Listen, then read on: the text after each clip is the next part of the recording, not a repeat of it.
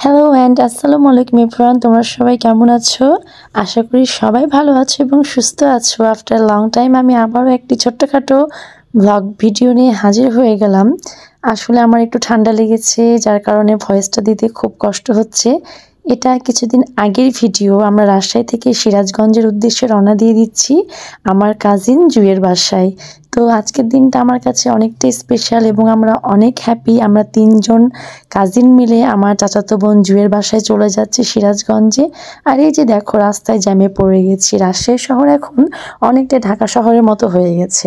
প্রায় প্রতিটা রাস্তায় রাস্তায় এরকম জ্যামে পড়তে হচ্ছে। তারপরে জ্যামটা কাটিয়ে আমরা রাজশাহী স্টেশনে চলে আসলাম, আমাদের গন্তব্যস্থানে, যেখানে আমরা সবাই একত্রিত হব এবং এখান থেকে আমরা সিরাজগঞ্জের উদ্দেশ্যে রওনা দিব। এই তো আমরা অপেক্ষা করছি আমাদের ট্রেনের জন্য। ট্রেন অলরেডি চলে এসেছে মনে হয়।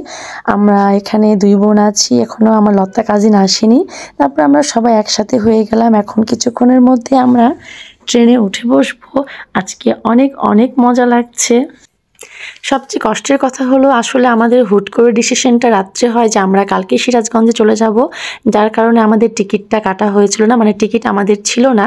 তারপর আমরা না কিছু ভেবে ট্রেনে উঠে গেলাম। ট্রেনে উঠে আমরা টিকিটটা কাটি, যার কারণে আমাদের খুব নাজেহাল হয়েছিল। কি আর বলবো, এ তো অলরেডি আমরা সিরাজগঞ্জে পৌঁছে গেছি এবং আমার কাজিনের বাসায় চলে এসেছি। তোমরা দেখতে পাচ্ছ, এর মাঝে আসলে ভিডিও করাটা পসিবল হয়নি। তো তোমরা দেখো এখন তার রিয়াকশানটা কীরকম। আমরা চলে এসেছি এবং আমরা খুবই খুবই এক্সাইটেড। আর আমরা মনে করছি যে আমার বোনটা অনেক এক্সাইটেড হবে আমাদেরকে দেখে।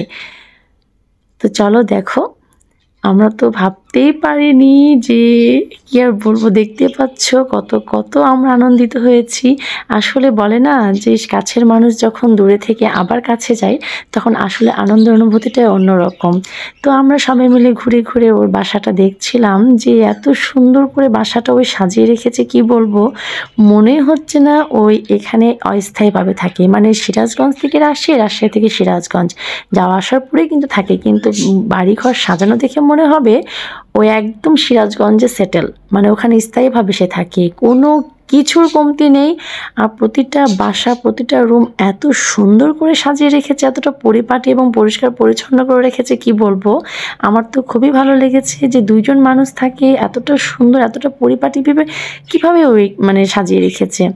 দেখতে পাচ্ছ 2টা বেডরুম, একটা ডাইনিং, একটা ড্রয়িং রুম, 2টা ওয়াশরুম, একটা কিচেন, সব মিলিয়ে বাসাটা আসলেই খুব সুন্দর। আমাদের সবার পছন্দ হয়েছে এবং আমরা সবাই মিলে বাসাটা ঘুরে ঘুরে দেখছিলাম।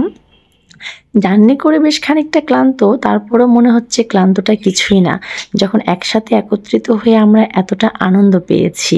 তো বাসাটা ঘোরাঘুরি করে সব ভিডিও টিডিও করে নিলাম। তারপর আমার কাজিন এদিকে নাস্তা রেডি করেছে, কতগুলো নাস্তা সে রেডি করেছে। এদিকে মিষ্টি, এদিকে মোগলাই, এদিকে ডিমের চপ, এদিকে ছোট মোগলাই, ছোট পুরি, কিমার চপ, মানে সব কিছু মিলিয়ে অনেক অনেক অসাধারণ ছিল নাস্তাগুলো। তারপরে ছিল পেয়ারা।